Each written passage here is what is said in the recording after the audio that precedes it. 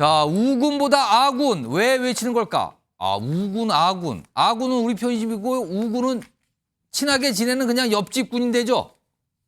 우군보다는 아군입니다라고 지금 민주당에서 외치고 있다는 겁니다. 자, 그럼요. 이와 관련된 목소리가 좀 있는데요. 요거부터 좀 확인해 보겠습니다. 나중에 저희 명예당원으로 좀 괜찮으신가요? 모셔야 되지 않을까. 저한테 계속 오라고 제가 그러더라고요. 명예당원으로 모시려고. 이중당적 괜찮으신가요? 아니, 아이고, 저는 정식 당원은 안 되고 이 자리에서 명예당원으로 모셔야 되겠습니다. 네, 명예당원 좋습니다. 공격 받으실 것 같은데. 폭넓게 봐야 돼요. 폭넓게.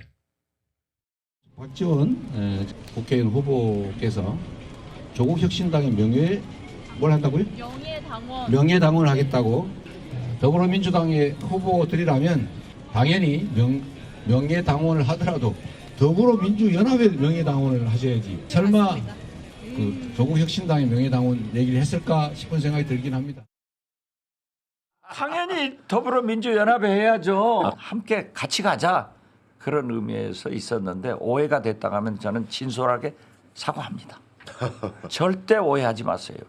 조국 혁신당이건 심지어 이준석 개혁신당 이름 생각 안 나더니. 함께 가자 이거예요. 어떻게 이제. 됐든 부적절했다고 하면은 앞으로 적절한 말만 하겠습니다. 죄송합니다. 자, 민주당의 후보가 된 박지원 전 국정원장. 글쎄요, 뭐 가볍게 한 말일까요? 그렇지만 조국 혁신당 얘기를 하면서 명예당원 뭐 이런 얘기를 꺼내놓습니다. 그런데 이에 대해서 민주당에서 굉장히 민감하게 반응을 보였죠. 이재명 대표 역시 이에 대해서 이게 무슨 소리입니까? 약간 이런 취지의 반응까지 나왔습니다. 그리고 박지원 전 원장, 박지원 후보는 긴급하게 사과한다는 입장을 낸 겁니다. 화면 좀 보시죠. 이 얘기가 나왔을 때 어제입니다. 그러니까 조국 신당의 명예당원 요거를 박지원 전 원장이 걸었을 때 정청래 민주당 최고위원이 박지원 민주당 후보가 이러면 되겠나? 명예당원 발언 배우 부적절합니다. 이렇게 또 강한 비판을 하는 거예요. 그러자 박지원 전 원장 그렇게 인터뷰를 통해서 말하기 전에 바로 글을 올립니다. 명예당원 덕담 차원에서 한 발언입니다. 그렇지만 부적절했다니 정중히 사과드립니다. 바로 반응을 보이는 거예요. 이런 일이 있었는데요. 강성필 위원장, 민주당이 좀 민감한 거 아닙니까 이거요? 지금 상황이 민감할 수밖에 없습니다. 저희 민주당으로서는. 아니, 대표께서 우군보다 아군이 좋다고 했는데도 지금 조국 혁신당의 어떤 지지율을 보면 상당히 선방을 하고 있어요. 그래서 저는 확실하게 말씀을 하셔야 된다. 친구보다 가족이 더 좋다. 지금 이렇게 우군이 아니고 그럼 뭡니까? 우군은 여전히 우군이 이긴 건 맞습니까? 그렇죠. 우리가 같은 목표를 하나를 가지고 있잖아요. 예. 어쨌든 윤석열 정부를 심판해야 된다는 공동의 목표를 가지고 있기 때문에 적군은 아닙니다. 또 선거 때는 확실한 적 아니면은 다 우리 편으로 만들어야 되는데 그건 맞지만 지금 예. 그 선을 넘어버렸어요. 왜냐하면 나중에 정당이란 거는 결국에는 조금 다른 선택을 해야 될 때가 오거든요. 그럼 그럴 때 조국 혁신당을 우리 민주당이 어떻게 컨트롤할 수가 있겠습니까? 또 강성적인 좀 정당이기 때문에 그래서 이제 박지원 그 후보께서 덕담 차원에서 말한 건 알지만 야권의 또 대표 스피커이다 보니까 혹시 오해를 날 수가 있거든요. 그래서 예. 좀 발언을 좀 조심하셔야 된다 이런 말씀 드리고 싶습니다. 자, 이재명 대표도 그렇고 정청래 최고위원도 그렇고 민주당에서 이렇게 민감한 반응을 보인 이유가 바로 지지율입니다. 선거를 앞둔 지지율 굉장히 민감할 수밖에 없는데 화면 좀 보겠습니다. 자, 이게 또 최근에 나온 지지율이에요. 보면은 이제 비례대표 정당 투표 의향 조사잖아요. 이거 자주 나와요, 요즘에요. 여기 보면 일단 국민의 미래, 그러니까 국민의힘의 유성정당이 35.3이에요. 그런데 두 번째가 조국 혁신당인데요. 30%를 넘어갔습니다. 분위기로 보면은 국민의 미래를 추격하는 상황처럼 보여요. 그리고 민주당 주도로 만든 비례정당인 더불어민주연합은 20% 못 미치게 숫자가 나왔어요. 차이가 벌어지고 있는 양상입니다. 이래서일까요? 이런 숫자가 나오니까. 자, 다음 화면을 좀 정리한 게 있는데 그동안 이재명 대표가 조국 혁신당, 조국 대표를 바라보는 시각이 좀 변한 것 같거든요. 지난달 5일에는요, 그때 이재명 대표, 그다음에 조국 대표가 뭐 만나는 모습도 있었던 그때인데 윤 정권 심판하는 모든 세력 힘을 합쳐야 됩니다. 그중 조국 혁신당이 함께 있다. 우리 함께 갑시다. 이런 얘기 꺼냈어요. 함께 가자고.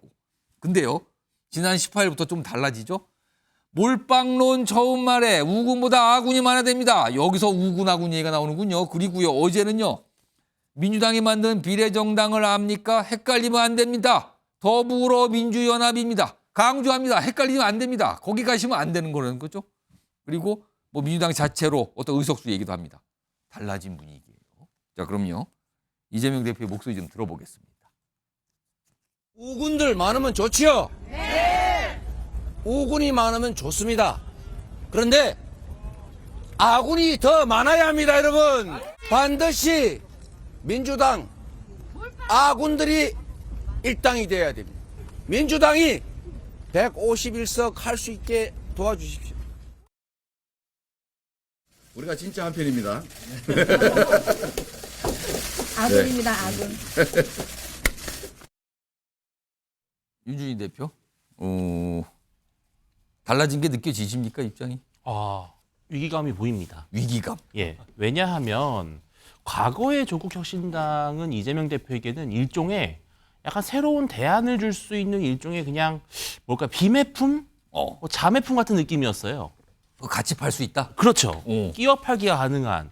예. 그런데 지금 와서 보니까 이게 비례대표 정당에서는 오히려 민주당을 압도하고 있다는 점은 끼워 파는 게 아니라 단독 상품이 가능한 것 같다. 심지어 본인의 어떤 상품성이 밀려날 수도 있는 거죠. 처음에는 비매품, 자매품 내놨는데 나중에 더 잘 팔리네 이렇게 될 수 있는 거죠. 지금 이재명 대표는 무엇을 걱정하는 거냐면은 바로 이 총선 후에 이 예. 민주진영의 어떤 권력의 구도입니다. 자체적으로 과반을 하지 못하면 조국혁신당이 상당한 캐스팅 보터가 되고 협상력이 올라갑니다. 그럼 조국 대표의 몸값이 엄청나게 올라갈 것이고요. 예. 또 만약에 이재명 대표가 이번에 단독 과반 혹은 일당의 지위를 만약에 얻지 못하게 되면은 예. 사실상 이것은 이재명 대표에 대한 심각한 정치적 심판입니다. 예, 그렇기 때문에 이재명 대표 입장에서는 반드시 과반이라고 하는 마법의 숫자를 기록해야만 설사 조국 신당에 조금 뺏기는 한이 있더라도 체면치레를 할 수 있는 것이죠. 그렇기 때문에 우군보다는 아군이라고 얘기를 하는 것인데 제가 봤을 때는 선거가 끝나면 적군이 될 겁니다. 김종욱 전 행정가 요 마지막에 하신 말씀. 뭐 송송 결과가 어떻게 될지 모르겠어요. 근데 지금 보면 조국 혁신당이 비례대표 의석에서 상당히 많은 숫자를 가지고 갈 걸로 많은 분들이 전망하거든요. 지지율이 그렇게 나오고 있으니까. 그런데 총선이 끝나서 그런 상황이 현실화 됐어요. 민주당과 조국 혁신당은 어떻게 되는 겁니까? 관계가 뭡니까? 예를 들면 서로 아군이었는데 그 지나고 난 다음에 아군이 안 된다라고 하는 것 아군이나 전제가 우군이겠죠. 그러니까 큰 틀에서는 우군이겠죠. 저는 제가 볼 때 그건 그러지 않을 거라는 생각이 들고요. 그리고 전 당연한 논쟁. 당 대표가 민주당을 중심으로 만들어진 비례정당을 지지해달라고 얘기하는 건 당연한 거라는 생각이 드는 것이고요. 당연한데 그리고 이제 거기에 당연한 따른 건데 당연하지 않게 들으시는 분이 또 있더군요. 거기에 따른 의석수가 이재명 당대표의 리더십에 대한 평가에 잣대가 되는 거기 때문에 어떤 형태로든지 의석수의 숫자가 많은 건 중요한 것이고 또 하나는 맨 처음에 조국 신당이 만들어졌을 때 초기에는 유권자가 이동하는 국면에서 상승하는 국면이 매우 높았어요.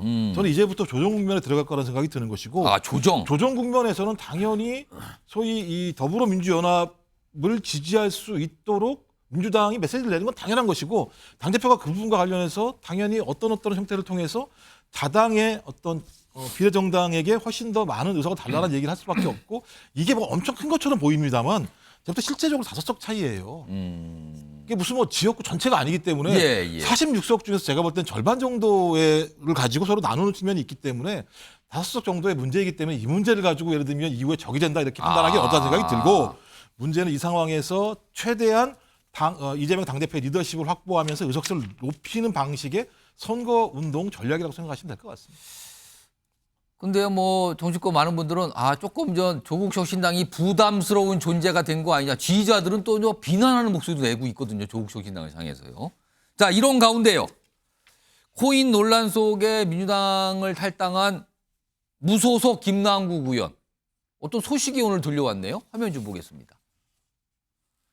자, 본인의 SNS상에 뭔가를 알려요. 김남국 의원입니다. 오늘 더불어민주연합의 일원으로 함께하기로.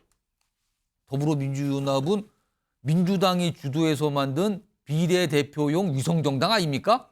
근데 여기에 들어간다는 거네요. 선당 후사 얘기를 합니다. 백의종군 자세. 그러니까 여기서 지금 뭐 비례대표 관련된 건 다 마무리가 됐기 때문에 본인이 뭐 출마는 아닌 것 같은데 들어가서 뭔가를 돕겠다는데 이 위성정당으로 들어간다는 거예요. 이게 지금 알려졌습니다. 스스로 알렸어요. 김남국 의원이. 최인정 변호사. 근데요. 이게 나오니까 단박에 나온 반응이 지금 제가 이 제작진을 통해서 그걸 전해 들었는데 일각에서 김남국 의원이 더불어민주당 이 위성정당에 입당한 게 이게 사실상 민주당 복당 수순 아닙니까라고 얘기를 하던데요. 저는 그것보다는 예. 민주당의 조국당 견제구다 이렇게밖에 볼 수 없는 견제구요? 것 같습니다. 오. 최근에 연속으로 민주당이 조국 신당에 대해서 견제구를 3개를 전 던졌다고 봅니다. 첫 번째가 조수진 노무현 재단 이사를 지금 강북을에 지금 꽂은 것. 공천한 거. 그렇죠. 왜냐하면은 친노 친문이 사실상 이번에 비명 행사하면서 그 부분에 있어가지고 사실 많은 그 민주당의 민심이 조국으로 간 것 아닙니까? 그런 것을 이제 조수진 노무현 재단 이사 원조 친노 친문을 잡아놓음으로써 어떻게 보면 더 이상 그 표가 그 조국 신당으로 가는 것을 막는 그런 효과가 예. 있죠. 그런데 그리고 박지원 의원 같은 경우에도 어떻게 보면은 조국 신당이라고 했더니만 아주 견제고 강하게 단박에 했지 않습니까? 견제해서 그렇죠. 비판을 했죠. 더 이상 그렇게 하지 말라는 거잖아요. 예. 그리고 결정적인 한 방이 이른바 조국교 교주가 아니죠. 조국교 신도라고 얘기까지 불리웠던 지금 그 김남국 의원을 조국 신당에 보내준 것이 아니고 지금 민주당 위성정당에 있는 것은 나름대로 더 이상 조국한테 가지 마라. 실제 이분 어떻게 했죠? 평소 때 잘 때도 머리맡에 조국 사진 두고 있다고 했었어요. 물론 뭐 그렇게 해놓고 조국 법무장관 청문회 때는 뭐 코인을 거래를 했다라는 그런 뭐 의혹이 있긴 합니다만 예. 어쨌든 간에 지금으로서는 민주당의 지지자들이 특히 비례정당과 관련해서 조국 신당으로 가는 것을 차단하기 위한 나름대로 전략적 포석을 이렇게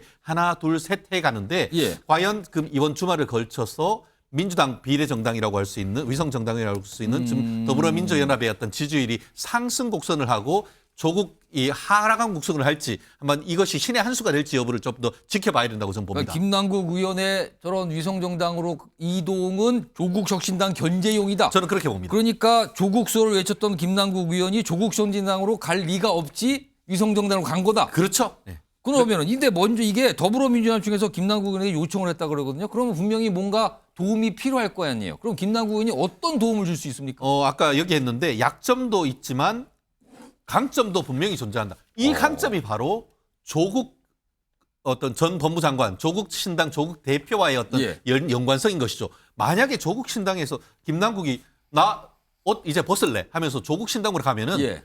훨씬 더 강한 그 드라이브가 있을 겁니다. 근데 그것만 막은 것만 해도 아까 얘기했던 그 김남국 의원의 강점은 더 이상 어떤 조국 신당으로 해서 이 쏠림을 막는 쐐기 역할을 저는 하고 있다고 봅니다. 강성필 부위원장. 근데 이게 좀 많은 분들이 예상하기로는 총선 끝나면 네. 민주당과 더불어민주연합이 합당할 것 같다. 그렇다면 자연스럽게 김남국 의원은 복당이 되는 겁니까?